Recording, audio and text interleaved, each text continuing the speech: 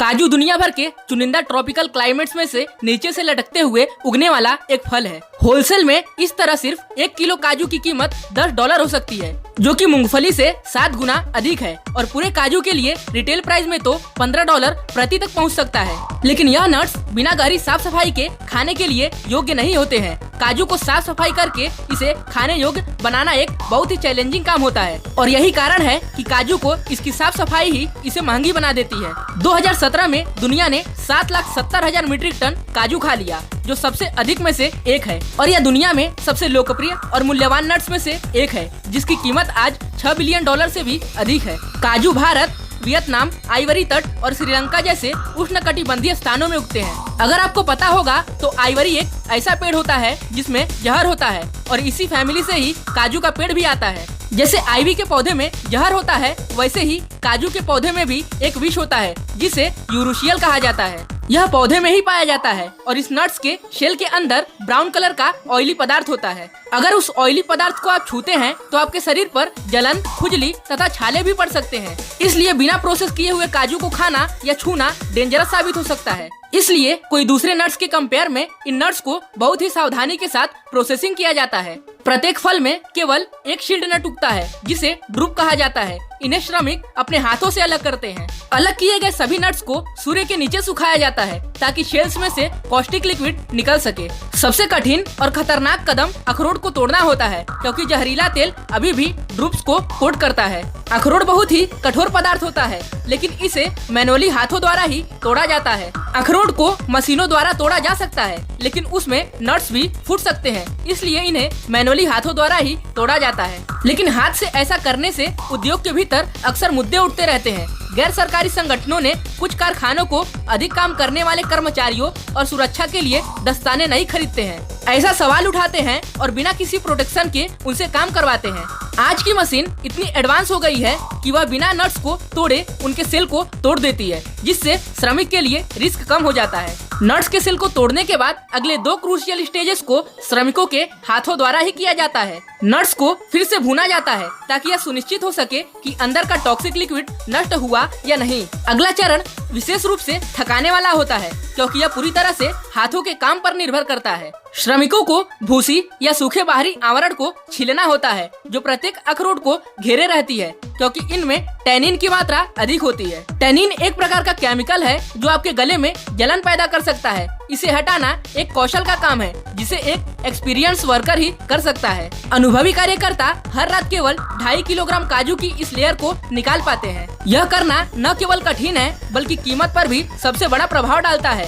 काजू को रंग, वजन और उसकी स्थिति जैसी कई विशेषताओं के आधार पर अलग किया जाता है। सबसे बड़े दाने वाले काजू सबसे मूल्यवान होते हैं, क्योंकि काजू की कटाई साल में केवल एक बार ही की जा सकती है। इसलिए लाहिरू जैसे उत्पादक नट्स के एक हिस्से को स्टॉक में रखते हैं ताकि वे आने वाले महीनों में लाभ कमाना जारी रख सके। लेकिन यह एक भारी कीमत पर आता है। सिर्फ नट्स को स्टॉक करने में हर साल $65,000 से अधिक का खर्च आता है। इससे साल भर में कीमतों में थोड़ा उतार चढ़ाव होता है। दिसंबर में लाहिरू आपूर्ति में कमी आ जाती है, इसलिए कीमतें आमतौर पर बढ़ जाती हैं। लेकिन यह एक प्रत्येक देश की सप्लाई चेन पर निर्भर करता है। जबकि श्रीलंका अपने स्वयं के कई काजुओं को घरेलू रूप से प्रोसेस करता है और बेचता है। अन्य देश जो भी उगाते हैं उसका बहुत अधिक हिस्सा एक्सपोर्ट करते हैं। यहाँ बहुत अधिक संभावना है कि आप अमेरिका या यूरोप में खरीदे गए काजू अफ्रीका, वियतनाम या भारत में प्रोसेस या उगाया गया हो और उसे अंत में पश्चिम बाजार में एक्सपोर्ट कर दिया जाता है। पूरी दुनिया को आधा से ज्यादा काजू की सप्लाई अफ्रीका करता है। उदाहरण के लिए आइवरी कोस्ट ने 2019 में लगभग 7,30,000 मीट्रिक टन रॉ काजू का उत्पादन किया,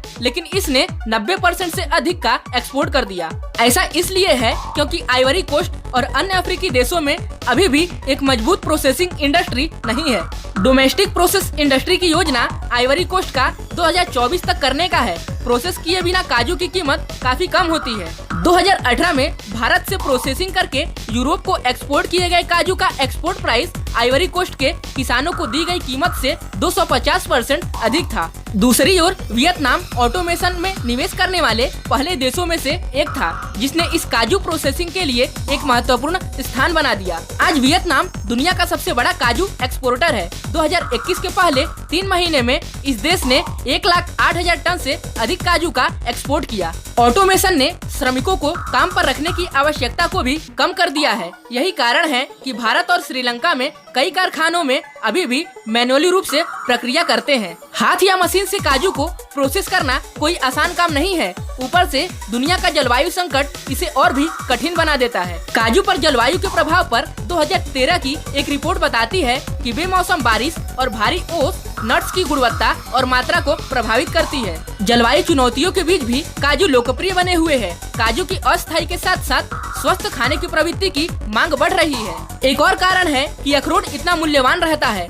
चाहे नाश्ते, खाने पकाने के पेस्ट या दूध या मक्खन के विकल्प के रूप में उपयोग किया जाता हो, काजू के दुनिया भर में इसके बहुत ही उपयोग है। रिसर्चर्स का अनुमान है कि 2025 तक काजू का बाजार बढ़कर $7 अरब हो जाएगा। हालांकि काजू वर्तमान के वर्षों की तुलना में सस्ता है, लेकिन मांग के चलते भविष्य में कीमतों में बढ़ोतरी की संभावना है। मुझे उम्मीद है कि आपको यह जरूर पता लग गया होगा कि काजू इतना महंगा क्यों होता है। अगर आपको यह वीडियो पसंद आया हो तो लाइक करने के साथ साथ अपने फ्रेंड्स के साथ शेयर करना न भूलें और चैनल पर नए हैं तो चैनल को सब्सक्राइब जरूर करें। धन्यवाद। जय हिंद।